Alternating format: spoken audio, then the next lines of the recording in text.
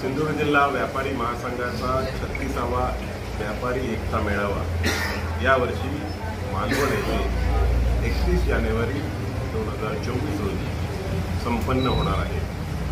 विशेष बाब म्हणजे यावर्षी मालवण व्यापारी संघाचं पण 50वे वर्ष आहे आणि या मेळाव्यासाठी संपूर्ण जिल्ह्यातून सर्व तालुक्यातील व्यापारी आपली आस्थापने बंद ठेवून जास्तीत जास्त संख्येने उपस्थित राहणार आहेत आणि याचं सर्व नियोजन मालवण व्यापारी संघाने चांगल्या प्रकारे केलेलं आहे। त्याबद्दल आपल्याला सर्व माहिती कार्यवाह नितीनजी वाळके तसंच मालवण तालुका अध्यक्ष उमेशजी नेरुळकर सविस्तर देतात। धन्यवाद। प्रमाणित महासंघाच्या कार्यकारिणीची मेळावा पूर्व बैठक संपन्न झाली। त्यामध्ये कार्यक्रम पत्रिका निश्चित केली आहे। मालवण व्यापारी संघाचा सुवर्ण महोत्सवी वर्ष असल्यामुळे यंदा आम्ही केवळ 31 जानेवारीला एक दिवसाचा मेळावा हे या मेळाव्याचं स्वरूप न ठेवता 29, 30, 31 आणि 1 असे 4 दिवस विविध कार्यक्रम आणि उपक्रमांच्या माध्यमातून या मेळाव्याचा कार्यक्रम यशस्वी करायचा संकल्प या सगळ्या युवा व्यापाऱ्यांच्या बळावरती सुटलेला आहे। अगदी थोडक्यात सांगायचं झालं तर 29ला संध्याकाळी 4 वाजता भव्य अशा मोटरबाईक रॅलीने या मेळाव्याच्या कार्यक्रमांचा म्हणा किंवा प्रक्रियेचा म्हणा शुभारंभ होणार आहे। देऊळवाडा नाक्यापासून बाजारपेठ मार्गे शिवप्रतिमेला अभिवादन करून ही मोटरबाईक रॅली ही कार्यक्रमस्थळी म्हणजे बोर्डिंग ग्राउंड येथे पोहोचेल। तिथं साधारणतः व्यापार आणि अन्य ग्राहक उपयोगी वस्तूंच्या संदर्भातलं आमचा प्रयत्नही चालू आहे की एखादं कृषी प्रदर्शन असं प्रदर्शनीचं उद्घाटन आणि त्या दिवशी संध्याकाळी 7 वाजता चला हवा येऊ देचा कार्यक्रम असं मनोरंजन, प्रबोधन आणि व्यापार असा तिहेरी संगम 29 तारखेला आम्ही ठेवलेला आहे आणि याच्यासाठी माननीय निलेश राणे यांनी आम्हाला सर्वतोपरी सहकार्य करायचं आश्वासित केलेलं आहे आणि 29 तारखेला या उपक्रमाचं, मेळाव्याच्या व्यासपीठाचं आणि या सगळ्या प्रदर्शनीचं उद्घाटन त्यांच्या हस्ते होणार आहे। 30 तारखेला हे प्रदर्शन चालू राहणार आहे दिवसरात्र। 30 तारखेला संध्याकाळी सिंधुदुर्ग जिल्ह्यातल्या कलाकारांनी उभं केलेलं महानाट्य अयोध्या हे मालवणचे सुपुत्र, चेंबरचे विश्वस्त माजी अध्यक्ष आशिषभाई पेडणेकर यांनी पुरस्कृत केलेला आहे आणि त्या दिवशी माजी पालकमंत्री आणि विद्यमान उद्योगमंत्री महाराष्ट्राचे माननीय उदयजी सामंत हे उपस्थित राहणार आहे। मेळाव्याच्या दिवशी म्हणजे 31 जानेवारीला हे मी निराळं काही सांगायला नको कारण मागची 35 वर्षांची ही परंपरा आहे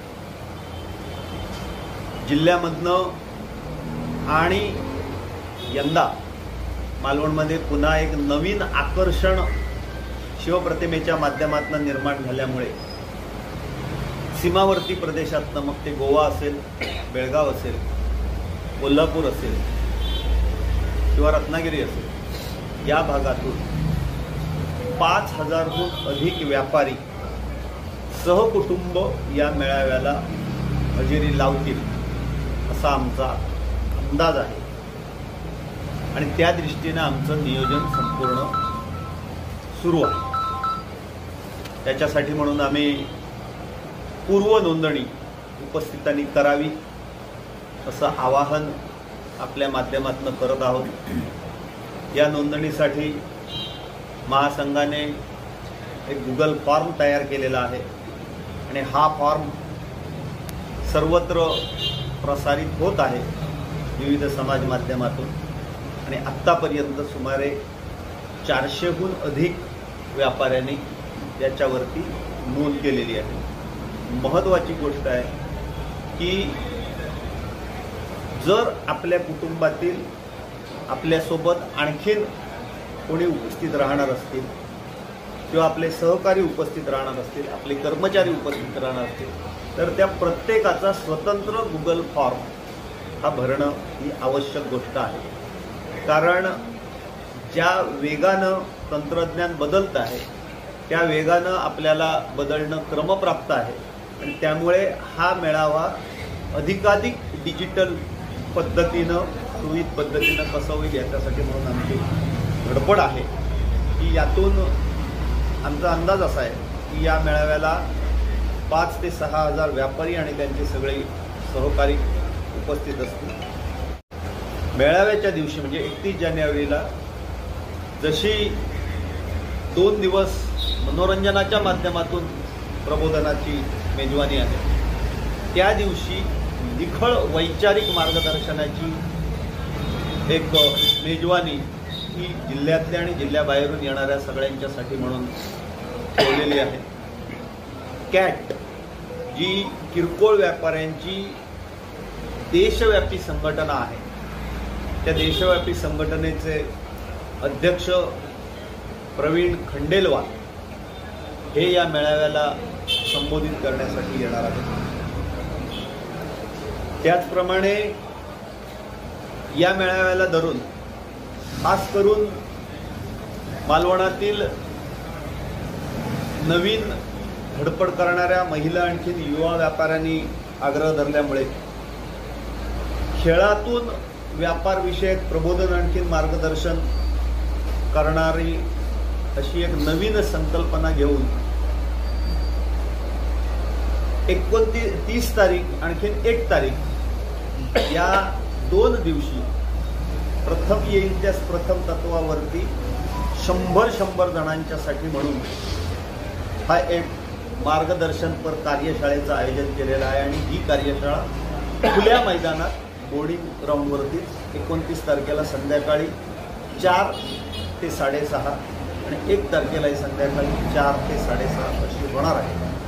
याच्यामध्ये हे जे काही खेळातून मार्गदर्शक यातून खूप निराळ्या आणि नवीन संकल्पना पुढे येतील आणि जे गेली वर्ष 1.5 वर्ष आम्ही केंद्रीय उद्योग मंत्री माननीय नारायणराव राणेसाहेब यांच्याबरोबर जो संवाद साधतो आणि ते जे काही आमच्याकडे सातत्याने मांडतायत की तुम्ही नेहमीच्या पठडीच्या बाहेर काही ना काहीतरी नवीन संकल्पनांच्या वरती विचार करा, त्या घेऊन माझ्याकडे या, तिथं भांडवल कमी पडणार नाही. या संकल्पना या 30 आणखीन 1च्या कार्यक्रमातून पुढे येतील आणि त्यांना भविष्यकालीन भांडवल पुरवण्याची बाबत आम्ही राणेसाहेबांकडे प्रस्ताव घेऊन जाऊ.